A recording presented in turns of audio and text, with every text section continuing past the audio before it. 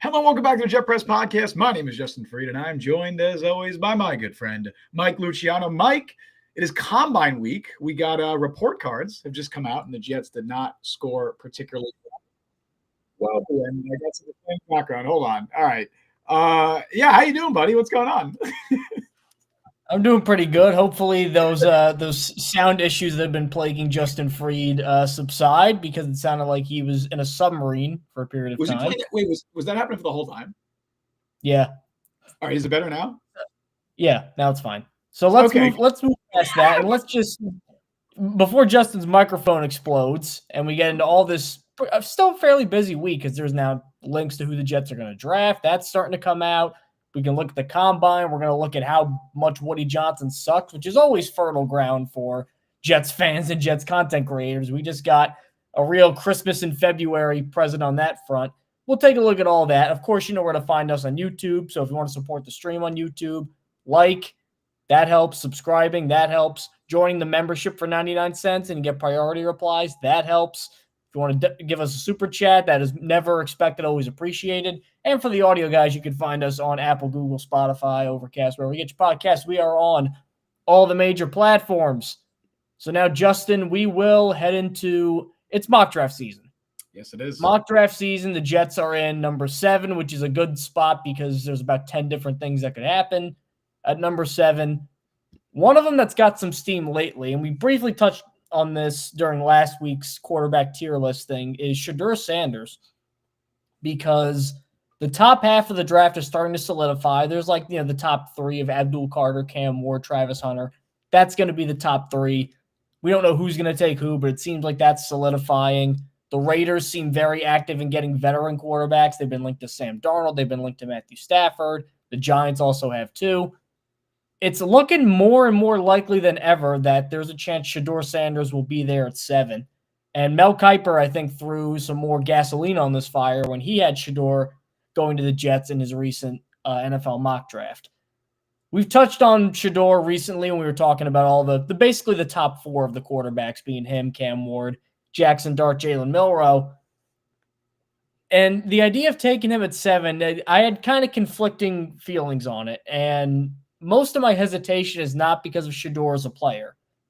And it's not that he's a loudmouth or anything like that, or it's not that I think Deion Sanders is going to run the show, but Shedeur just has this following behind him. Shedeur has this ability to, everything he does, good, bad, or indifferent, in a very Aaron Rodgers way, is going to be a lightning rod.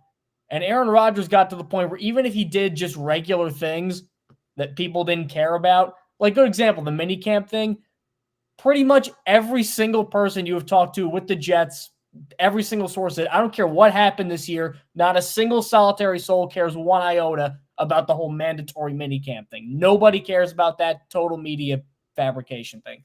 Shedeur's in that camp where he's going to do some stuff, and immediately there's going to be, it's completely negative. Like the not throwing at the Combine. I mean, Caleb Williams did it, Jane Daniels did it, and Andrew Luck did it. so many great quarterbacks have not done it, but now because of Shedeur, it's some sort of indictment on his character and his football, how much he wants it. That's just ridiculous, in my opinion. It's just flat out, it's stupid. And I don't like to use that word a lot, but if you're subscribed to that, that's a stupid way of thinking. As a player, though, we just got a comment. I have to acknowledge this. Optimum customer support is back, saying, "Hello, I see you're having issues with your audio. Can I interest you in upgrading your home internet?" No, you cannot, unless this is Carlos, right? That was the guy who really helped me a lot. Yeah, Carlos was awesome. He was the best. I wouldn't keep doing that bit because YouTube puts a limit on how many times you can change your username, so you might get stuck with that. I think it's a funny bit. I don't want it to get stuck with that. That happened with a friend of mine on Facebook years ago where they have a limit and then he changed it to something very profane as like a joke and then he couldn't change it back. So he was stuck with it and he had to delete his account. Now I need to know what they switched to. It's not podcast. Tell me after the show. Not G-rated, but yeah, that was in high school. I was like early high school. So that was a throwback. But getting back to Shedeur Sanders. Sure. I like him a lot as a prospect. You can't. Most of the negatives I have are the external stuff. And he had that one tweet when a guy transferred. He's like, "I don't remember him. He probably sucked." I'm like, "He probably don't want that from a quarterback." But you get accuracy, you get a great football brain, you get a guy. I mentioned this before, and I really do believe this. I think the fact that Deion's his dad is going to be an asset because he knows what you have to do day in, day out in the NFL to be not only to survive, but to be as good as he was. And I feel like that gets a lot of people who are talented and they don't understand just the mental grind. Obviously, I think Shedeur does because of his dad. He's been in contact with Peyton Manning and Tom Brady. Those are pretty good advisors for quarterbacks to have, I would say. If he falls to the Jets at 7, I don't want to say I'm running the card up to go take him, but really for football reasons, because of the accuracy and everything else, I'm finding less and less to object about if they were to take him there. Plus, Aaron Glenn gets his franchise quarterback. That's somebody. All right. I think we have very different evaluations of Shedeur Sanders as a prospect, and I'm glad. I did put out a tweet, I think yesterday or 2 days ago, whatever it was, that I said if Shedeur Sanders was there at 7, I don't think the Jets should take him, and I stand by that. I like Shedeur Sanders as a prospect. I think he is the most pro-ready quarterback in this class. An admittedly very weak class, but I think that still stands nonetheless. I think he is a good chance to win Offensive Rookie of the Year unless Ashton Genty goes nuts, which he totally might, depending on his landing spot. But it's probably not going to. He's probably not going to have a ton of competition unless Travis Hunter is playing on the offensive side of the ball or Ted McMillan goes off. Like, there's not a lot of guys in this class that I look at and I'm like, this guy's going to have a great rookie year. I think Shedeur Sanders is probably going to start his rookie season, is probably going to play particularly well, depending on if he goes to a decent landing spot, obviously. I think he's a good quarterback. Like you said, the accuracy is there with him. It's the most impressive in this class. The football acumen, the IQ, his ability to read defenses, it's all there. The stuff that's not there, and the reason that gives me pause and hesitation about taking him at 7 is I don't see a long-term vision with him.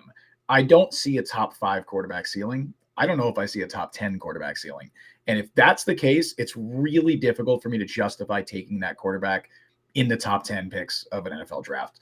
I know there's been the comparisons out there. If everything hits a high end, like I've seen Joe Burrow thrown around, I don't see Joe Burrow. I just don't see that. I see Teddy Bridgewater maybe, and that's good. Like Teddy Bridgewater's a good quarterback, and if he never got hurt, who knows? That's harsh. Is it? I mean, pre-injury Teddy Bridgewater, before he got hurt, I actually thought he could have been a pretty solid starting NFL quarterback for a long time. Then he had the bad injury and never really fully recovered after that. But Teddy's a good quarterback. I don't think Shedeur is ever going to be a top 5. I don't think he's ever going to be a top 10 quarterback. I think the arm talent is modest at best. He's not a particularly amazing athlete. And I think in terms of actual like red flags that are beyond just physical limitations, he's a traditional pocket passer by pretty much every imagination. He's not necessarily somebody who's going to be using his legs a lot. We know that. He also has really, really, really bad pocket presence. And for a traditional pocket passer to panic when he does, to hold onto the ball for a long time, he also tries to extend a lot of plays that he physically just can't do. Those are red flags to me. I don't think they're necessarily going to be, destroy his NFL career. I don't think that's going to be a deterrent for him being a starting caliber quarterback. But I do think that's a red flag. And I just don't see the long-term upside with him, as opposed to a guy like Cam Ward, where you can absolutely sell me on his ceiling. I think he can be a top 5 quarterback if everything hits. I don't think that's going to happen, but I think he can be that. I think Jalen Milroe, if you fix Jalen Milroe, which is a much easier thing said than done. Do you want to take Milroe at 7 or what? Absolutely not, because there are way too many red flags about Milroe to justify taking him at 7. But I see at least a path to him being a top tier quarterback. I'd rather take Jalen Milroe. I don't want either of these scenarios, but I'd rather take Jalen Milroe in the second round than take Shedeur Sanders at 7. I just don't think What about Shedeur if you trade down? It depends on where you trade down, but even then, the opportunity cost is what I'm looking at, right? If the Jets draft Shedeur Sanders this year, that means they're going all in on Shedeur. Like, this is the guy that they are picking to be their quarterback of the future. They're going to do everything they can to surround him with the right resources, and they are not going to draft another quarterback, presumably for the next 3-4 years, unless he completely flames out like a Zach Wilson. And I don't think he will. I think his floor is a lot higher than a Zach Wilson caliber prospect or a Trey Lance or whoever like that.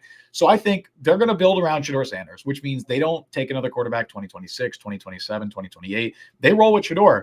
And honestly, I don't want to say it's a fear of mine, and I'd get a lot of pushback from Jets fans who say, "Oh, I'd kill for average quarterback play," right? Because the Jets have had terrible quarterback play for a long time. But I don't think got average quarterback play last year. I got average to below average, but I don't think you want to be in a situation where you have a quarterback who maxes out as the 14th best quarterback in the NFL or the 15th best quarterback. It is extremely difficult to win a Super Bowl in the modern NFL without an elite quarterback. You can do it. The Eagles just did it. I don't think Jalen Hurts is in that top tier quarterback, but it requires a near perfect situation. I mean, that Eagles roster, the best in the NFL. I think that's be the best I've seen in years. It is one of the best rosters we've seen constructed in a long time. And for as much shit as I've given Nick Sirianni, that's a damn good coaching staff, both on the offensive and defensive side of the ball. So unless you have a roster like that is, and also not just the talent, like it's perfectly constructed for Jalen Hurts. Like, that offense absolutely maximizes his strengths and gets the most out of him as a player. But unless you have all of that, it's really tough to win in the NFL without an elite quarterback. And that's why I've just, with my evaluation of quarterbacks in recent years, I've drifted away from drafting the prospects or wanting to draft the prospects like Shedeur Sanders, where I think they're good. I think he's going to be a good NFL quarterback. I think if I were predicting any quarterback in this draft to be a 10-year starter in this league, it's Shedeur Sanders. I just don't say all these good things. Oh, I think he's going to be a 10-year starter, and then you're just like, but don't pick him because I don't think the ceiling is there. That's the thing. I don't want Derek Carr as my quarterback. Like, they're not similar prospects, but I'm saying similar tier of what I think Shedeur Sanders could be. I don't want that. I want to take a swing on an upside guy. And if the upside guys aren't there in this class, I don't want to take a quarterback. And I don't think the Jets have to. How many Derek Carr guys are even in the, like, Derek Carr is what, like the 17th, 18th best? It's hard to find that. Like, the problem I have with that argument is, like, it's one thing to find like low-end starter, high-end backup. There's a lot of guys floating like that around the league. And I get you don't want your franchise quarterback to max out as the 16th best guy in the league, but it's hard to find the 16th best guy in the league. So if you're confident in a guy having a floor in that area, you don't think, and if you really do believe in this coaching staff, especially because Tanner Engstrom coming from Detroit, I think Goff has a lot of similar traits to Shedeur, and he made that work. I mean, not Tanner Engstrom, but Ben Johnson made it work, but he certainly learned how to do it under Ben Johnson. Don't you think this could be a similar? If you really do believe in Aaron Glenn and Darren Muji to get extra, because the Jets have players already.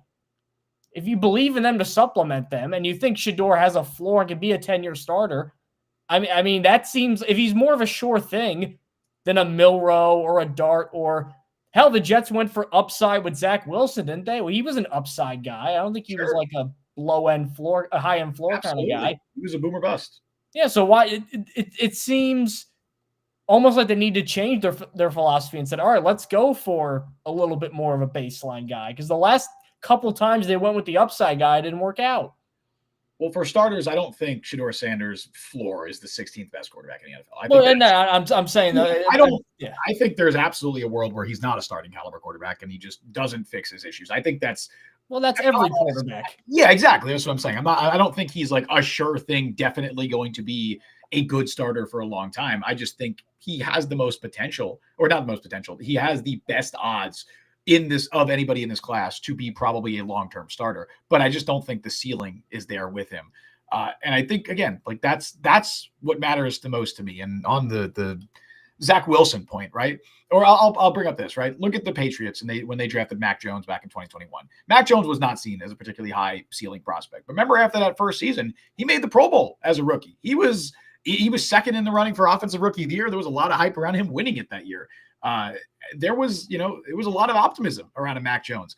I'm not saying Shedeur Sanders would be a Mac Jones, but I can see a similar career path where he might peak early. Everyone after year one, because everyone rushes to QB evaluations after year one. I mean, remember the narratives after year one of the 2018 draft class, what the conversation was around, Josh Allen and Baker Mayfield, and now seeing where those two are right now, it always changes a lot.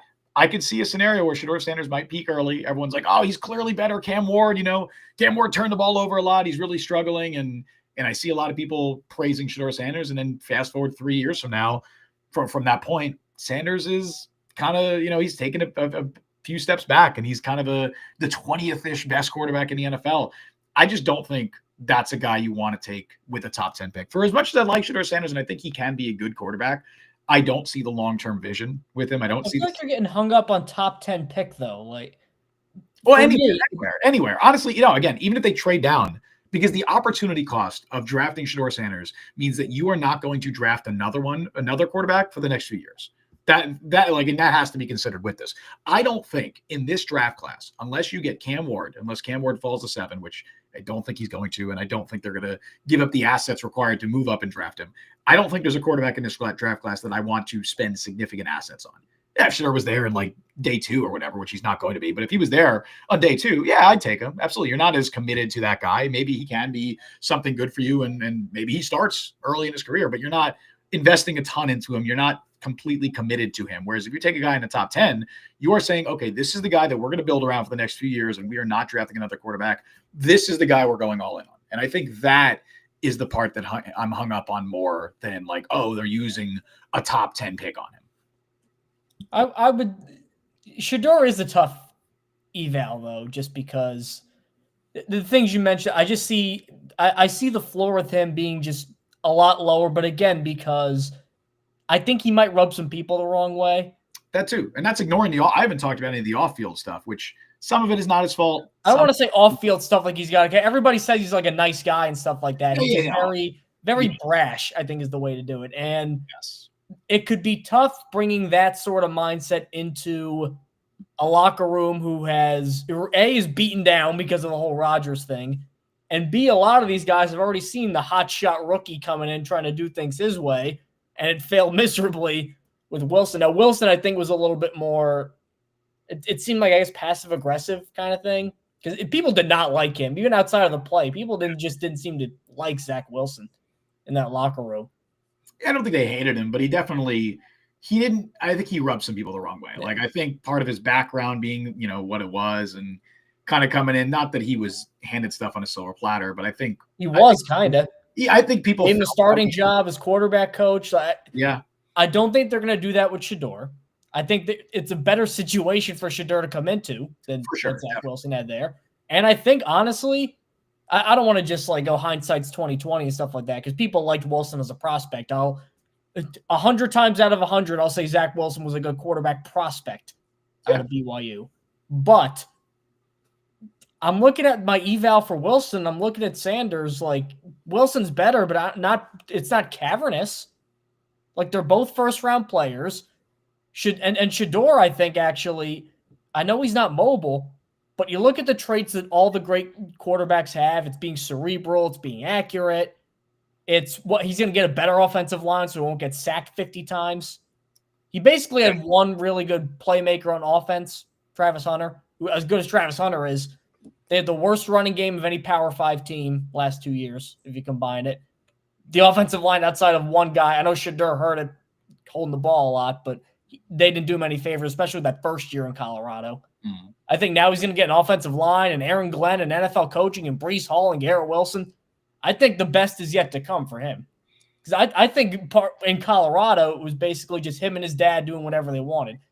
I think once he gets into the Jets system that they're trying to establish, might be a little bit better. What do you think his ceiling is? Like, legitimately, how good do you think he could be at the NFL level? Rams golf. Okay. I think because I think Lions Goff is better than Rams Goff. So I'm going to say he would need to work on his pocket presence a lot. He would need to stop holding on the ball forever, which is a common thing that a lot of rookies have. I'm not saying that's impossible by any means. There's a lot of things he'd need to do. I think Goff has a more talented arm for sure than Sanders. I think his arm talent is a lot better. They're both not super mobile, obviously, but that's an understatement with Jared Goff. But yeah, I think the arm talent is better with Goff, and he's more refined, obviously, but that takes time for Sanders. He was not. People forget rookie year too. I mean, that was. Oh no, it was rough early in Goff's. I mean, early in Goff's career was tough. I don't know. I don't know if I see that. I don't know if I see him reaching that. I mean, maybe Rams Goff. Yeah, if we're saying Rams Goff and not Lions Goff, sure, I agree with that, because Lions Goff is the best version that we've seen of him. Rams Goff at his best was what?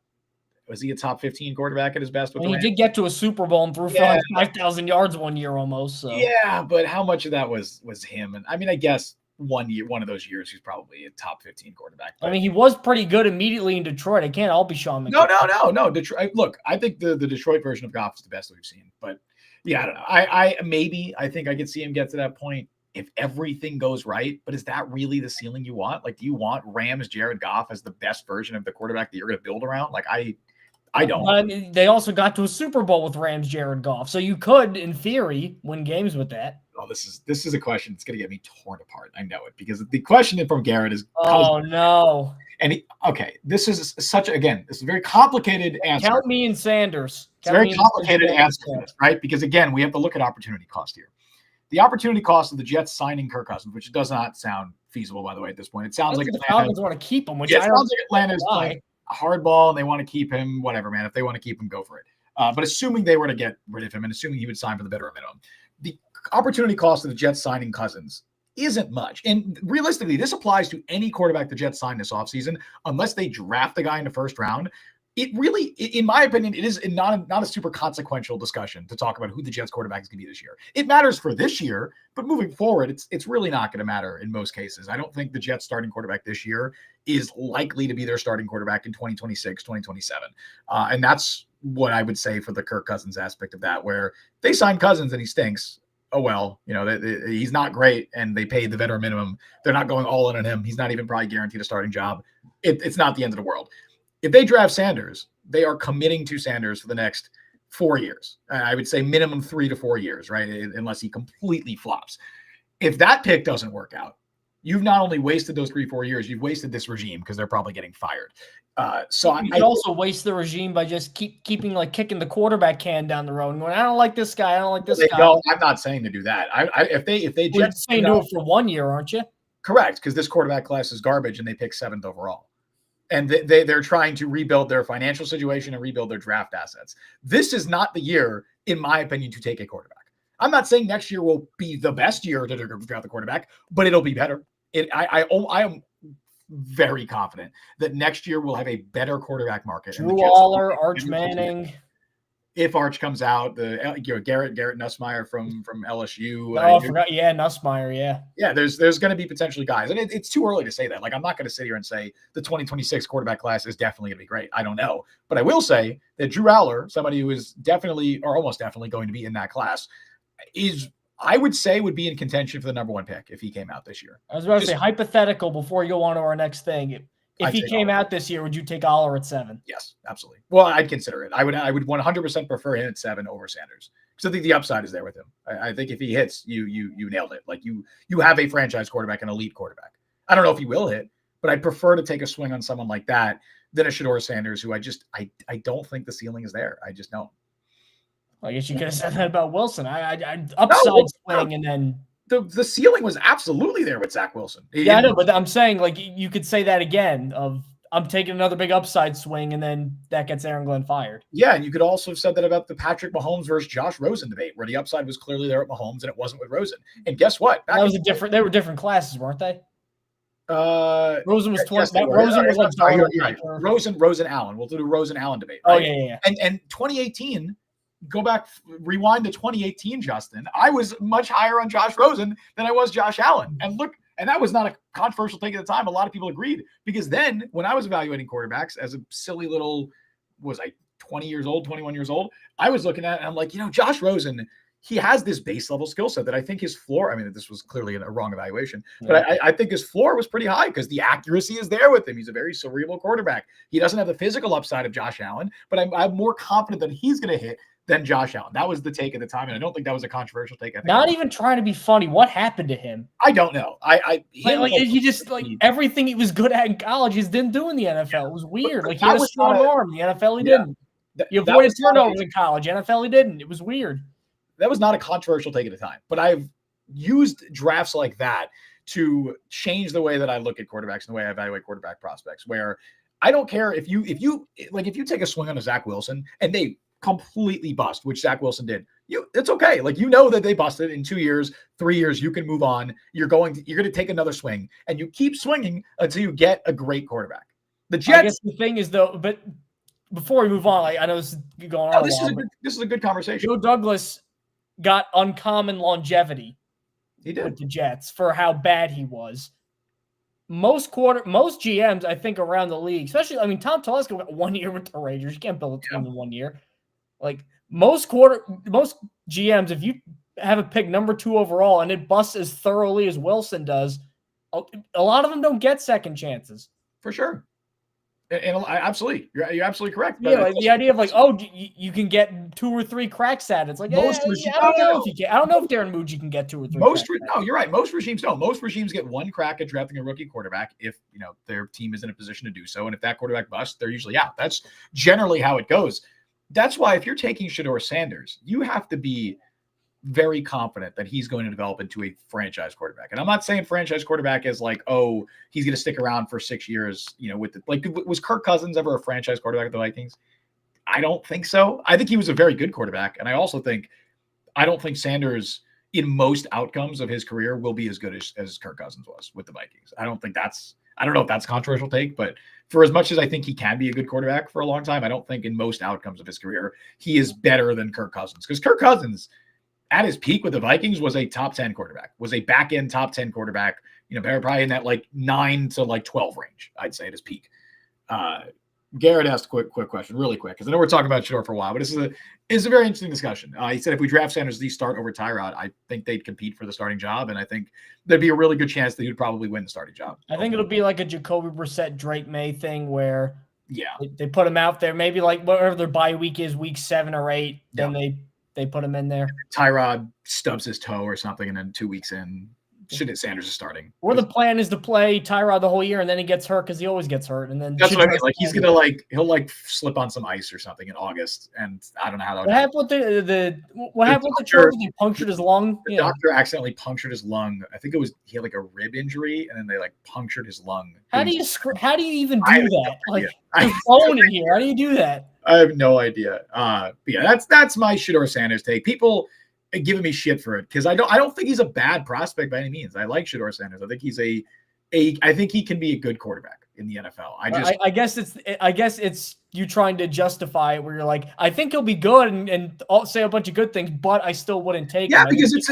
nuance. Reconciling that. Because it's nuance. I mean, it's more entertaining if I come on this show and I just say, Shedeur Sanders sucks. He's terrible. He's a terrible prospect. I don't want the Jets to draft him. But it's a nuanced conversation. I don't think that. I don't want the Jets to draft him, but it's not because I think he sucks. I think I need to add those qualifiers, because otherwise people are going to assume my opinion is something that it's not. I don't think Shedeur Sanders is bad. And I also think he's a more pro-ready quarterback than Cam Ward. But that's not what I'm looking for necessarily in my evaluation process for a quarterback. I'm not looking at who's going to be the best quarterback in year 1. I'm looking at who has the chance to be the best quarterback 4 or 5 years from now, who has the best chance to lead your team to a Super Bowl. And I don't think that guy is Shedeur Sanders. No matter where Shedeur goes or whatever happens with him, the Jets still have a ton of issues to work through, as shown by the NFLPA report cards, which they grade every single team from grades A+ to F- in a bunch of key areas. And for some reason, the Dolphins and the Vikings are getting A+ in everything. I think the Dolphins were high last year too. Yeah, they were number 1. They were the top 2 last year. The top 2 again. The Falcons were very high also. The Chiefs famously rank pretty low in a lot of categories, which I always find funny. They're better this year. I got the list pulled up. The Chiefs ranked 26th this year. Last year they were last. So. Yeah, which is pretty funny. But all their A stuff is Andy Reid, head coach A+.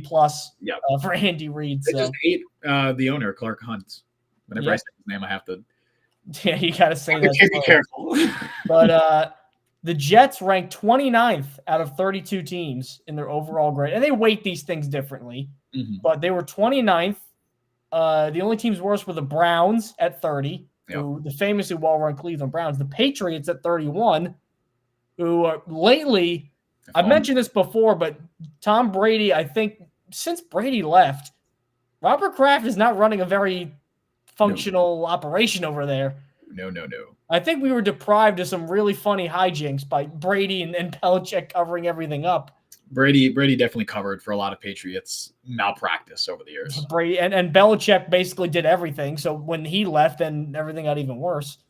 So they were 31, and then 32, the notoriously cheap, always bad Arizona Cardinals. Yeah. Or dead last. We got the full grades for the Jets. We do right here. Not good. There's one grade here, higher than 24th. And that was the nutritionist. Feels diabolical, bro. Who is doing it? And actually, that one. We got Verizon sales outreach in chat. What was that? I couldn't hear you over here. What is going on, man? What are we doing? We got the dietitian was the only one who ranked high. Yeah. First of all, by the way, Verizon Fios, put some internet in my area because Optimum is a monopoly, and I would love to switch to Verizon Fios. Anyway, go on. Sorry. So, and that was funny because their one last year was ranked even higher. Then they went to go join the Chiefs, so they actually downgraded. Yep. In that area. Albert Breer. 29th. What are they making a meet over there? It was Albert Breer of Sports Illustrated reported that. He said that the Jets, Woody Johnson's response to the Jets ranking low last year, which they weren't 32nd or they weren't like 29th, but they were low, was to make cuts, including one of which was to get rid of the top-ranked nutritionist that they had. Instead of actually listening to the complaints of the players. And that's why I hear your complaints and I'm going to make you complain more. Exactly. And that's why Woody Johnson ranks 32nd. He was the only owner to receive an F grade. I think a lot of the Woody Johnson I do want to get to some kind of funny quotes here though. Sure. Last year, the locker room needs to be updated. The carpet is stained and worn out as if it had been there for decades in the locker room. The 26th ranked locker room. Woody Johnson, by the way, one of the richest owners in all of football. And all the he's got a ton of money. So he has the funds.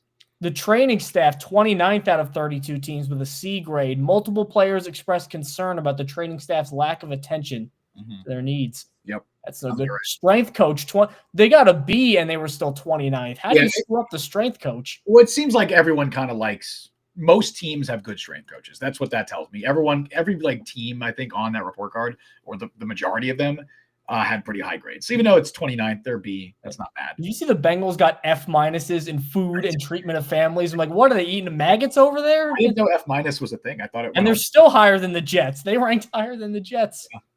Well, that's what happened. 31st in terms of the team's travel schedule efficiency. 31st out of 32 teams. They're 24th in treatment of families. Like it's not. There's good. Nothing they do well. No, I will say. So first of all, Ryan Fitzpatrick, of course, former Jets quarterback, did come out and say like, "Hey, I wouldn't read too much into these." He said that the facilities were really good when he was there, and they may have been good then, but if they didn't, he said, "Who knows if it's changed?" But also, I think this has something to do with it, right?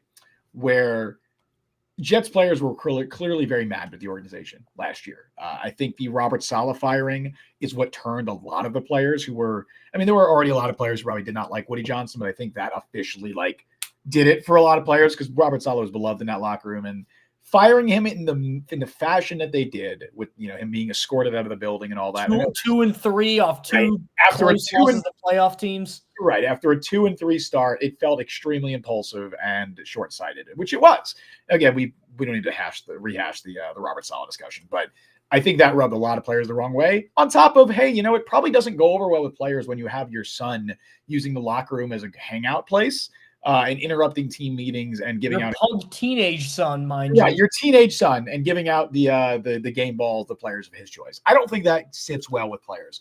So I imagine all of that stuff, the players were just like, let's tank Woody Johnson's great. I think I would say that though, but then I look at other teams that were also bad. Like the Browns were worse, but like the Giants, the Titans, the Raiders, and they all got better marks. So it's Yeah, well, that's what I mean is that Woody Johnson specifically was the issue. Woody Johnson he honestly, he oversees pretty much everything that we're looking at on this list right now. Like if he wanted to, the Jets could have a more state-of-the-art locker room. They could have they could treat their families of players better. Like that's on the organization. That's on Woody Johnson. That's not a Robert Saleh problem or a Joe Douglas problem. Like that comes from the top. I want to get to two. The head coach and the ownership, because those are the big ones here. And those are what this whole score gets weighted on more than anything. Head coach, they graded Ulbrich, not Saleh. Right.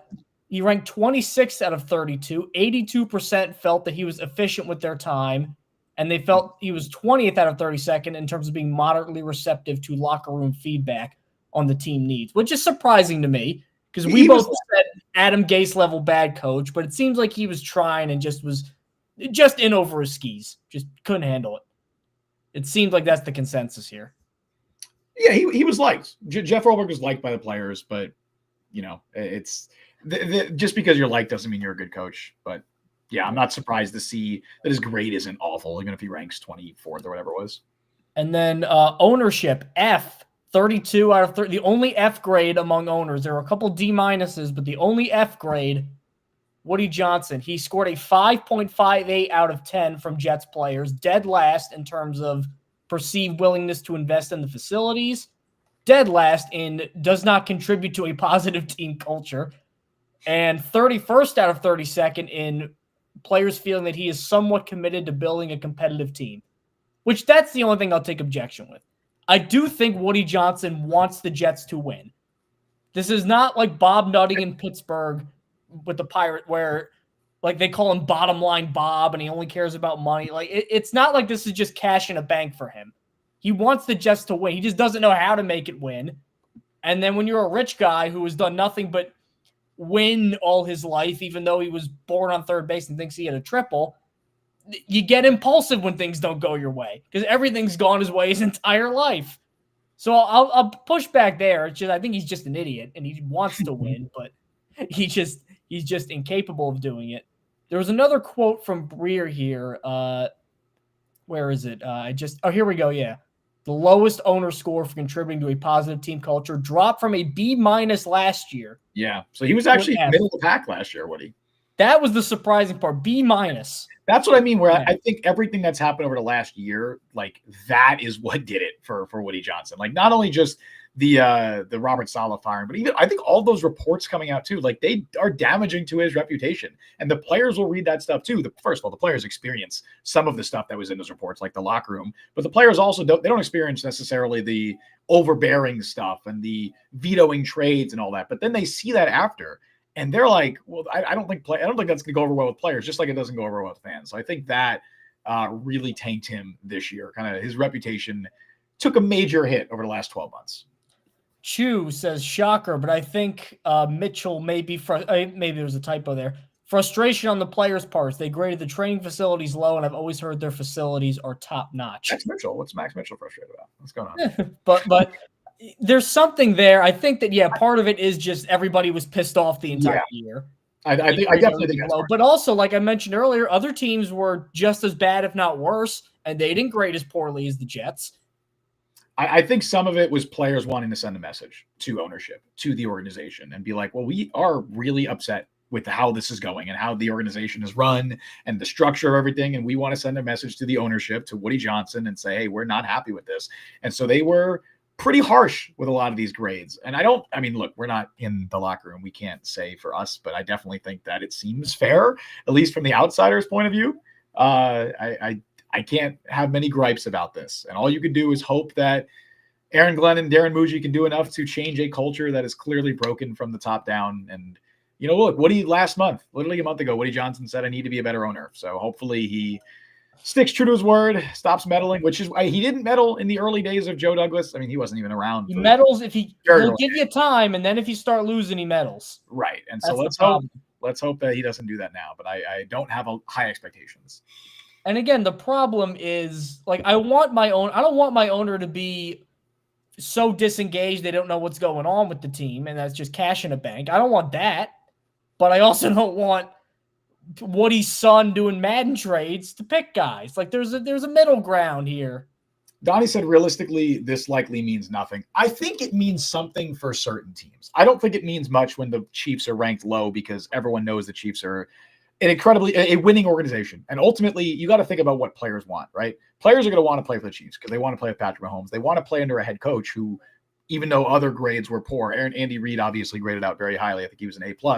They're going to care about that stuff. But when you're a team like the Jets that is trying to establish that you're not in the basement of the NFL, that you don't belong there, I think these grades matter a lot more. And not only necessarily the grades, but I think it's the messaging behind the grades. Word gets around if players are treated like shit in an organization. It's a reason why the Bengals have struggled to attack free agents for a very long time, because the Bengals are not a well-run organization who notoriously they rank grade very low and stuff like this, and they're very cheap. They sell the naming rights to the stadium to pay for Burrow's contract. They're right, cheap. like, and that gets around. Like players know that stuff, and I think that isn't necessarily a major deterring factor, but it could be a tiebreaker in certain situations where you might not want to play for a team like the Bengals. If you talk to players, you talk to your peers around the league, and they're like, "Hey, man, I was treated kind of shitty there," and I think it's not a good look for the Jets, who are in that same tier of the Bengals of like trying to prove that they're not a shitty organization. And that's going to be a major work in progress. And I don't think these grades help. It's not the end of the world, but I think it matters more for a team like the Jets than it would the Chiefs. They could be a good tiebreaker. Like if you're looking at two different free agent contracts, the Jets and who's another team in the Jets range? The Raiders. The Raiders, sure, something like that. And you see the Raiders grade actually pretty decently. A lot of A's, a lot of B's. And the Jets have F owners and then the 20s for everything. You're like, oh, man, maybe. I don't like what they're running over there. At least the Raiders seem like things are on the up and up there. And again, that's where I think it could come into play. Yeah, and again, it's the sentiment. It's not like players are like they have two contracts in front of them and they Google search the NFLPA player grades. Like that's not what's happening. But word gets around. Like players talk to each other. They're peers. They all know each other, or a lot of them know each other. So I think that's the more important part about it. Is not necessarily the grade results, but it's why are these grades the way they are? And I think that's something that fans not should look into, but should take into account. Really quick, Garrett. Donnie also says too before we move on. He goes, stuff like that I agree with. Look at the Mets getting a lot of players saying how much the family aspect matters to them. It does. Yeah, and you can't the ownership is concerning because the other stuff there's preferences for that. Some guys might care about the weight room, some guys don't. Some guys might care about the cafeteria food, some guys don't. Mm-hmm. You can't get around ownership. You can't get around that. It's always going to be there. And if you're dead last and the only F grade and all you've heard this whole offseason is how much Woody Johnson sucks, yeah, guys are going to think the Jets suck because they're run poorly. I don't know if you wanted to do combine stuff first or Rodgers, but Garrett did ask, with Kuiper's draft, who would you draft at 7? And I want to say that one of the guys that we're going to talk about in the combine situation, in the combine discussion, is potentially who I would have drafted. If not Tyler Warren, I'll throw Tyler Warren out there because he was still on the board. But you want to do combine combo first, Mike, or do you want to do Rodgers? Let's do Rodgers and then wrap with Kuiper. All right. So to be determined, Garrett. I'll get back to you on that. Little teaser. Yeah. So let's do Rodgers, or at least Aaron Glenn talking about Rodgers. Yeah. Or both, because Aaron Glenn, I got to give him credit. Immediately, as much as we like Robert Saleh, this guy is in another level when it comes to handling the media. Mm-hmm. Because he was asked about Aaron Rodgers, and he did come out and say, all right, no more Aaron Rodgers questions. He's not in the team anymore. Boom, that's the end of it. I respect him for getting out in front of it. And when they were asked about it, like especially the whole Quinnen Williams thing, because Quinnen Williams, if you don't know, posted the thumbs down emoji when the news of Rodgers not coming back was made public. By the way, that was how I learned Quinnen Williams apparently blocked the Jet Press on Twitter. I don't know why that would be. I've only said positive things about Quinnen Williams. Before I was with the Jets, I used to cover the Toronto Raptors for a couple of years, and Serge Ibaka blocked my account there. I don't know why, because he's a nice guy. And look, Serge Ibaka was he was known for his shot blocking. So not shocked, I guess, there. Anyway, sorry. They called him Serge Chirp. They called him Serge Ibaka, man. Like he blocked shots. Anyway, is this thing on? The delivery of that could have been a lot better. You need to workshop that a little bit. Yeah. I'll rework. Let's workshop it live before an audience. I'll rework it in my routine. Getting back to Glenn and Rodgers, I respect him because Robert Saleh in the past have asked about Aaron Rodgers would have done a 2-minute dancing around, saying nothing, not giving anybody anything. We believe in this young man's ability to do blah, blah, blah. And you're like, oh, talk like a normal person. People don't talk like that. And it just made me see, not that this guy's a phony, but when the losses piled up, it's like, all right, now it's getting a little tired. It's too coach speaky. Aaron Glenn came out and said, look, I don't care if you like this decision or not. It's my decision. And you're not going to like all my decisions. We got 53 guys, and there's not going to be any decisions that I make that all 53 guys are going to be in favor for. And I like that way of thinking. And I like that way of how Aaron Glenn's operating, because I can't remember who told me this, where I heard this, but it's a quote I like where it's make your mistakes, don't make somebody else's mistakes. Aaron Glenn is saying, you know what? I made coach here for 2 years and get fired. And I didn't turn around my Jets, where I played for 8 years, 9 years. I was a great player. I couldn't turn around as a coach. But you know what? I'm doing it my way. I'm not going to let 5 other people get in my head. I'm not going to let social media influence me. I'm not going to let Woody influence me. My decision, me and Darren Muji, our decision. That's it. And that's refreshing to have a guy. I wouldn't call it ruling with an iron fist. I'd call it maybe just ruling with a bit of certainty. This is what I want, and I'm going to do it. If you like it, get on board. If not, tough shit. This is what I'm doing. And that's just refreshing from the Saleh days, where it just felt like there were 9 people involved in every decision.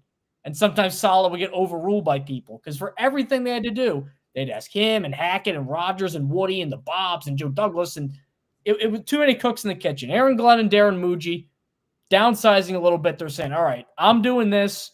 Hope you get on board. Hope you strap in, as he said, or put your seatbelts on. Hopefully you do that. And I like that. Just look at the way that Aaron Glenn commands a room. That's what sells me on. I think that's probably what sold the Jets in a lot of ways on him. But it's so different than watching Robert Saleh press conferences. Not look, I don't want to shit on Robert Saleh. Like him. I think he's a really good dude. Yeah, he's a really good dude who I think can be a good head coach potentially one day, and is obviously a fantastic defensive mind who was beloved by his players. But the way that Aaron Glenn commands the attention of everybody in that media room, and the way that he answers his questions, is vastly different than anything that we've seen at Florham Park over the last few years. And I don't know if that means he's going to be a good head coach. I don't know. He might not be, like you said. Maybe he flames out in 2 years. But I will say that I don't think he's going to have any problem commanding the respect of the players in that locker room. And I think with this situation right here, specifically with Quinnen Williams, a lot of Jets fans have been understandably upset. And I think we can call them social media antics over the last couple of years with players on Twitter, like a lot of, and Aaron Rodgers spoke about this, where a lot of outside business kind of was talked about and discussed outside the confines of Florham Park. And they were talked about in public forums and in social media, and players would express their displeasure on social media. I wonder who would ever give opinions outside of the locker room. I wonder who that's for. That's not something like, if you look at the Lions, for example, right? And obviously it's very different when your team is winning. But even that first year in Detroit, I don't seem to recall any instances of players going to the media, going behind coaches' backs, talking on social media about how they were pissed with the organization. And I think that's because of the culture that Dan Campbell and Aaron Glenn instilled, and everyone who was involved in that, Ben Johnson, Brad Holmes. That's the culture that the Jets are trying to instill now, with that Aaron Glenn is trying to instill in New York. And I think that is something that, I don't know. I think that's something that the previous regime failed to do. And I think the Quinnen Williams instance is a perfect example of an early potential roadblock popping up in Aaron Glenn's tenure, where Quinnen Williams expresses his displeasure with the Aaron Rodgers decision, right? And like you said, Mike, there are 53 voices in that locker room. There is a lot of players. They are all not going to agree on the same thing. I'm sure there are players in that locker room that wanted the Jets to move on from Aaron Rodgers. We know there are players that wanted to keep him. But the point is, you have to command the respect of those players and allow them to, or not force them to, but get them to respect your opinion and respect your stance as a coach. This is a decision that Aaron Glenn made. This is a decision that the Jets made. Not even respect your stance. That's just to have a stance. One of my pet peeves in general, like, I don't know if you were like this in college. Like, you've ever planned to go out for some sort of party. I would always hate how there would always be an hour beforehand of, let's go meet this person. Let's go here. Well, then we got to go here after that. I'm like, I don't even care where we go. Like, just A, B, C, pick something. I can't take any more of this back and forth babble about where we're going. That's what I think people respect, is just a plan. Even if it doesn't work, to at least have a plan and be concise and say, this is what I want, because then it's going to be easy to ask that of his players. It's going to be, look, this is what I want you to do, because this is what I am going to do. This is what I need. It's not going to be a bunch of nebulous. I think that's the best way to describe Robert Saleh's tenure. Very nebulous, very odd shaped. Because it just felt like nothing could go, nothing operated normally. Some of that was his fault, some of that wasn't. Aaron Glenn, I think this is how, I don't know if they'll win a lot. This is at least how you should run a football team if you're a new coach. As Donnie says, his command and way of speaking to the media seems good. We'll see how it sounds when this team inevitably loses a fair amount of games this season. Yeah, that might take a hit a little bit there, and we don't know what will happen. But from what we've seen now, and using that to just make predictions on the future, which is all we can do at this point, all we can do until September, how can you be upset with Aaron Glenn right now? Unless you're WFAN, which I saw he was making a rookie mistake and some sort of... Dude, did you see what Chris Carlin said? You see what Chris Carlin said? No, what did he say? He said that Aaron Glenn shouldn't be – the exact phrase he used was a tone of anger. And he thought that Aaron Glenn came across as angry. And yeah, I was just – I think wanted. Wasn't Saleh too nice? I will say, if your takeaway from watching Aaron Glenn speak to the media this week was that he had a tone of anger, I suggest looking in the mirror because it probably says something. Anger. Like this person. It's not. Yeah. Yes. No, it's ridiculous. It's the fact, and I know we live in this post-truth world, whatever it's called now, but like the fact people could watch a football game or a press conference and see the complete opposite of what actually happened. It baffles me. Because they go in with a preconceived notion about what they're going to watch anyway. They go in thinking they're going to see something, and they've already made up in their mind that that's what they're going to see. Chris Carlin, I'm sure, I mean, look, I don't want to speak for him, but I'm sure he doesn't like the Aaron Glenn hire. I don't think he would have made those comments if he was on board with the Aaron Glenn hire. So he's going into that press conference looking for something to complain about. And apparently he's tone policing the Jets head coach now and saying that his tone was anger and his tone was off. I don't know, man. It's dumb discourse. Angry? It's stupid. Isn't that every Jets fan wants the Jets to hire the next Bill Parcells? Wasn't he a very angry, stern, doer guy for most of his tenure? I think that people in the media might look at, or just people in general might look at Bill Parcells and Aaron Glenn and judge them differently. Because he's not going to give him any quotes? Maybe that's it. No, I think there's another thing, but that's okay. We don't gotta delve into that. Okay. I don't think it's. I don't think we should delve into that. I think let's go near our weekly draft spotlight. Let's go near our weekly draft spotlight.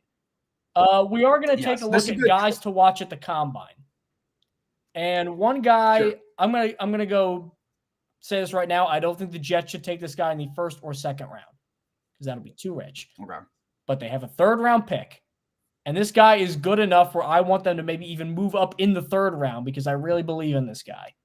And if he does well at the combine, my big concerns with him are going to be fixed. And I think he could start right away as a day 2 pick.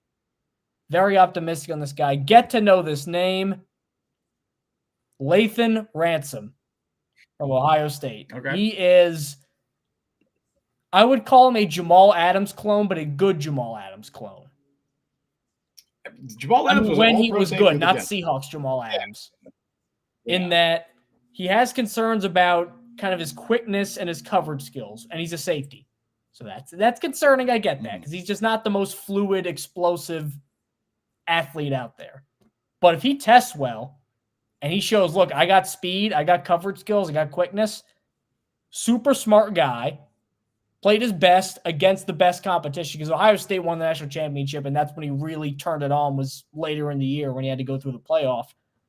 This guy for a safety, if you like hard-hitting safeties, like old school, play near the box, stuff the run, strong safeties, this is your guy. Hits hard, great tackler in the open field, pretty much everything you want to see in like a box safety who can stuff the run. I could see why some Jets fans might want a guy who can cover a little bit better, a little bit more space out there, because they haven't had a safety like that for a while. But if Ransom shows that he can do that, he's got the physical stuff that you can't really teach to a safety. And Aaron Glenn, apparently because he's a very aggressive guy, an angry guy, as we've just established by Chris Carlin, I think the kind of guy he wants is somebody who plays with their hair on fire, hard-nosed guy, tackles hard, because that was one of the problems with the Jets last year is they couldn't tackle. This guy does not have any tackling problems. I can assure you of that.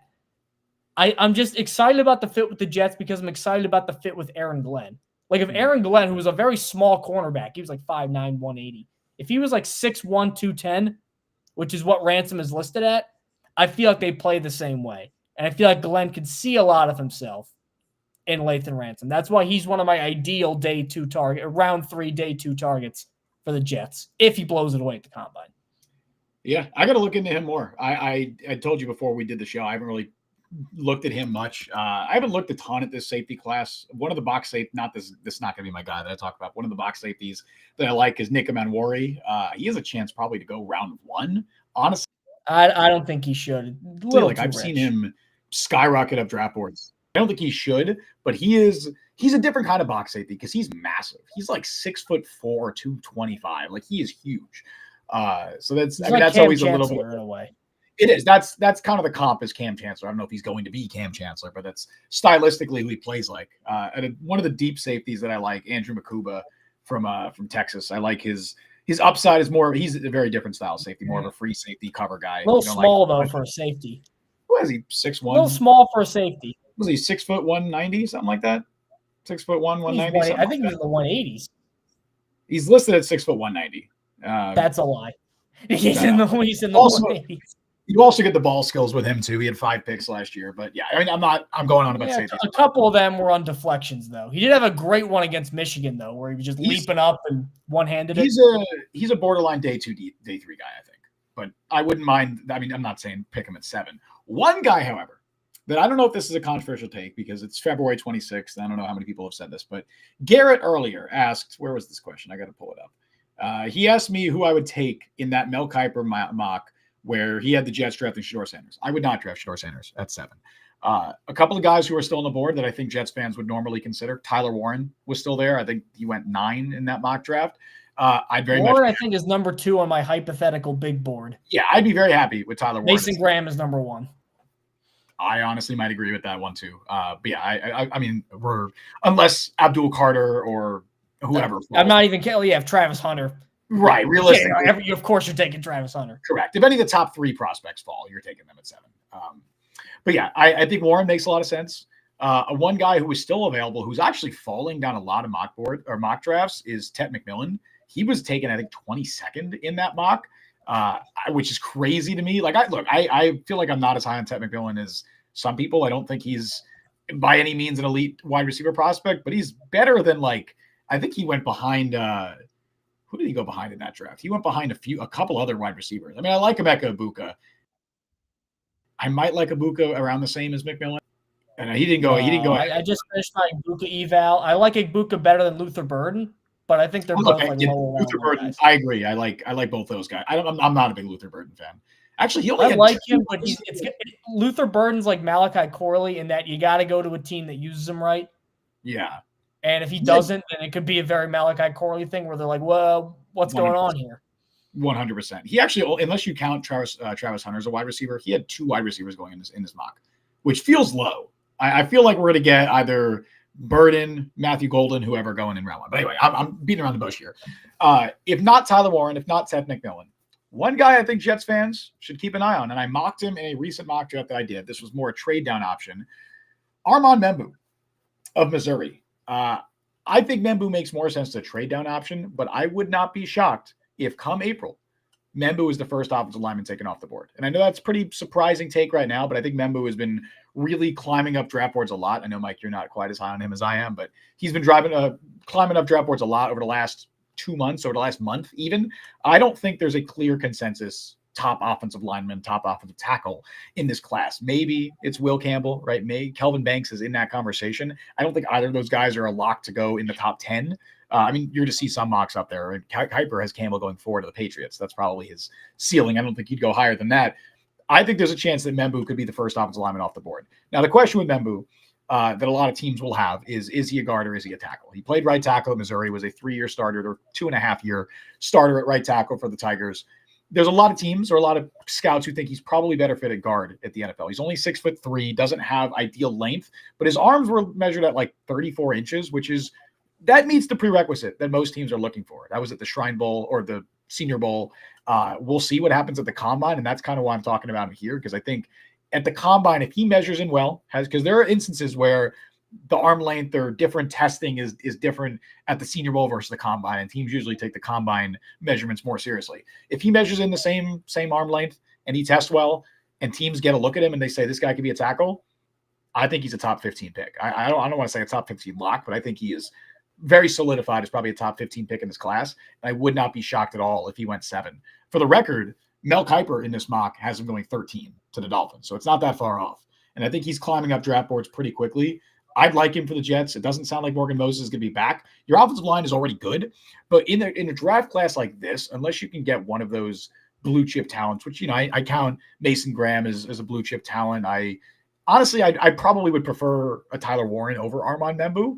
But if you can't get a guy like that, I think there's going to be guys taken in the back half of this top 10 that you look at it and say, these guys have no business being top 10 picks, whether it's a Mike Green or whoever, where it's like, man, how is this? Like, I'm not Especially an anti after what came out about Mike Green. Did you hear that? It's also true. And then James Pierce, it's a similar thing where it's like, you have the off-field stuff there with him.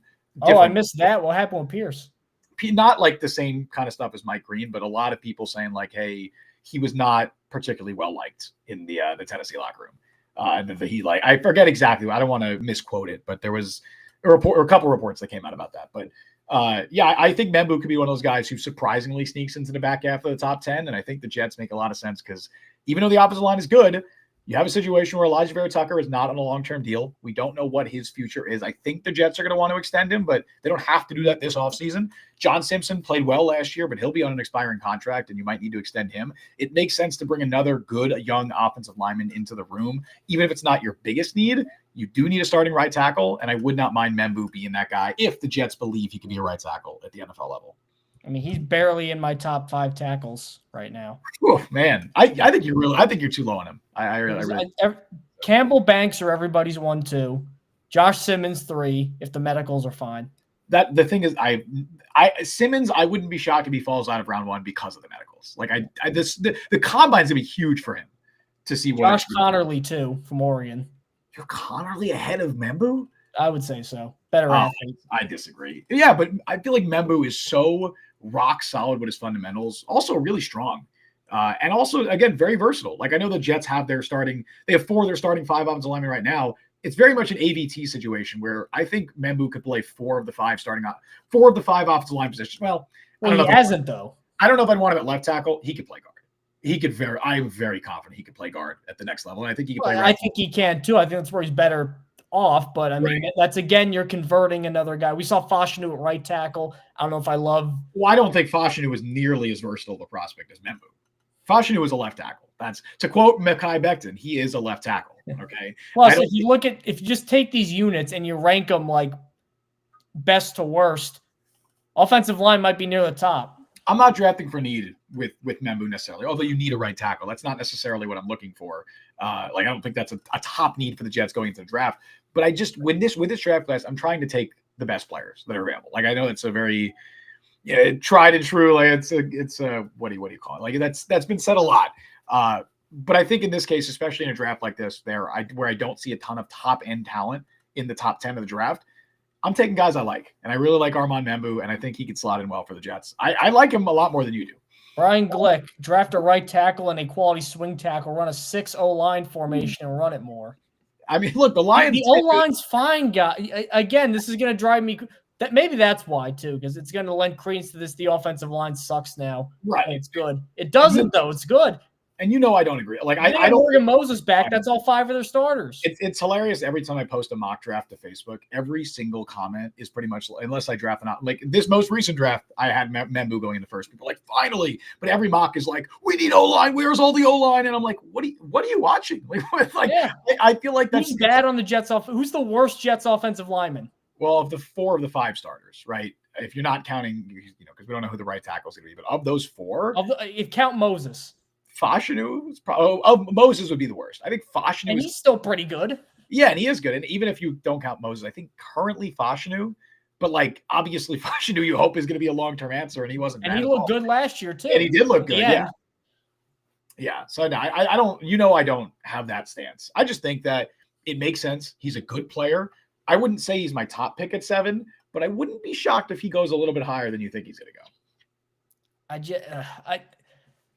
I know that in this post Penei Sewell world, that there's a lot of like, oh, you could just move guys around the offensive line. For some reason, just personally, I've seen so many times where guys try to get converted and they don't work, and then they got to retool their offensive line to fit Membu in, and then who knows what that means for AVT or John Simpson. I mean, I like AVT and John Simpson. I don't want them affected by the number 7 pick. And that's why I think the combine is going to be really important for him, and especially in his pro day too, where he's getting to work out at different positions, where they're throwing him out there. That happened at the Senior Bowl too, and he absolutely impressed. And I think that's why you're seeing him move up mocks a lot recently, move up draft boards. It's because of his performance at the Senior Bowl, and he kind of showed that he can play different positions. So yeah, I don't know. I like Armand Membu. So wait, are you just anti O-line at all in the top 10? Like, would you consider Will Campbell at 7? Campbell, maybe, just because I could at least see you have a better BPA argument for Campbell than for Membu. Yeah, I think I'll have Campbell ahead of Membu in my rankings as well. But if that doesn't happen, Banks, I don't know yet. Campbell, I'm more confident is going to be a tackle at the NFL level. I don't even, because there's also talk he can move the guard all the time. I think that's asinine. I think he'll be a tackle as well. I'm more confident because he at least has the length that Membu doesn't have. I think Membu who's the swing tackle or the backup guard or center. Should not be one of your top priorities. Yeah, I mean, you're not using the 7th overall pick on a backup guard. Well, obviously, I don't think Brian is necessarily saying that. You address that. Like the offensive line depth needs to be addressed this offseason. Like, you could do that in the middle rounds of the draft. You could do that in free agency. I mean, hopefully you draft a mid-round tackle that can actually play at the NFL level.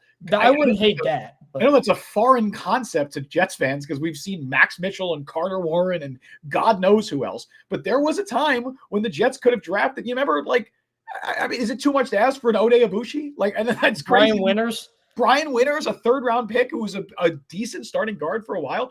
Hell, give me Brandon Shell.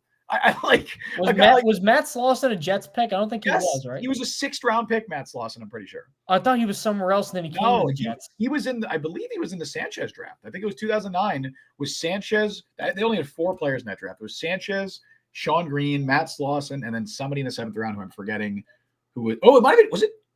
All right, let's test your Jets knowledge here. Dude, it was a wide receiver, wasn't it? It wasn't Chancey Stuckey. Nope, only those 3. That was the entire class. Was just those 3? Mark Sanchez, Sean Green, Matt Slauson. Stuckey was what, 2007, 2008? Stuckey was 2007, I think. 7. He was a 7th-round pick out of Clemson. How about that? A draft class with 3 players. How about that? Yeah. And it worked because they went to the championship. Because they traded up for Sanchez, so I think a lot of those picks were included in that trade up. Yeah, I think they lose some for Favre too. That's an awesome class too. That's an odd, like, I mean, look, Sanchez, say what you want. I would call it an awesome class of Matt Slauson. I will say this: out of if 3, it's Sean Green disrespect. Don't do that. Of the 3 players, all 3 of them played important roles on back-to-back AFC Championship game teams. That's pretty good. I just remember how fat Sean Green got with the Titans. It was bad. Right, man. It wasn't Eddie Lacy, but big fat Sean Green. It wasn't Lendale White, which I like. Remember when Lendale White was at USC and they had Reggie Bush and him? Yes. That's actually where Smash and Dash came from, was them. Yeah, that was the Thunder and Lightning. He got so big they started calling him Len Whale because he got that fat. Whenever I hear Lendale White, that's just what I think of. Brian said Trey Smith was a 6th-round pick. Yes, it is possible to draft. To be fair, Trey Smith was supposed to be a top 50 pick, and the medical screwed him. He fell because of medical, which is crazy. He fell that far because of medical. That far is ridiculous. Imagine like being in the 4th or 5th round, and you're still like, it's not worth it to take a chance on this guy. Like that was probably not even in the league anymore.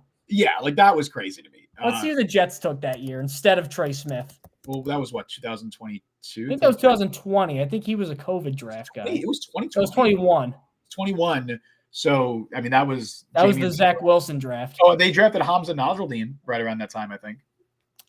Jason Penn. Actually, this is a pretty decent draft. I got to give credit after that because it was Wilson, Elijah Moore. They were bad. Yeah, but they got Michael Carter, both of them, obviously. Yeah, both Michael Carters, Jason Pinnock, Jamie Sherwood, Jonathan Marshall, and Brandon Eccles.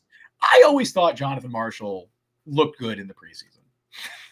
I mean, didn't he have the best athletic score ever? Yeah, they love those. Him and Zach Kuntz. Yeah. So like instead of Thompson Nasruddin, they could have had Trey Smith. Yeah, but we can't shoot. Honestly, for a day 3 haul, that's a pretty good day 3 haul. That's actually Sherwood and Carter, and But it is possible to draft offensive linemen after day 1 who are NFL caliber players. I know the Jets have not done that Like what's or wide what's the receivers. or wide receivers. What's the last mid-round offensive lineman that worked out for the Jets? Was it Brandon Shell? And if you call that working out, And he was a 5th round. I mean, for the pick, like he was a 5th round pick. He started a few years in the league. Might be him. In terms of being an above average starter, might be Brian Winters. Yeah, and that's pretty ridiculous. So you can do that. They don't all have to look like Carter Warren when you throw them out there. Like they can be competent. No offense. I feel so bad. I wanted him to be good so bad. I know. He interviewed with the podcast too. Friend of the show. Good guy, man. But he was a good dude from New York too. He's a Brooklyn guy.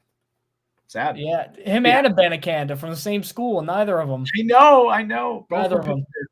Awful. But yeah, anyway, that's my Armand Membu take. We'll see how that ages in the next 2 months. I think in 2 months we'll be looking back on the show, and I think Membu is going to be more of a common pick for the Jets in mocks than he is now.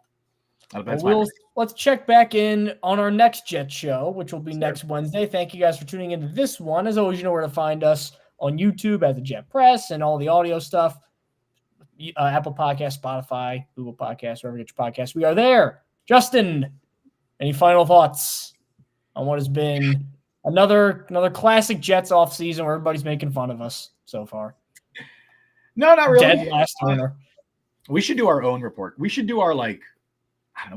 We got to figure out we should have done that for this show. We should have come up with our own report card idea for maybe the Jets or something. Or just grading players and stuff. Or yeah, it seems kind of boring. What if we graded the podcast? A++. We could have our viewers grade the podcast.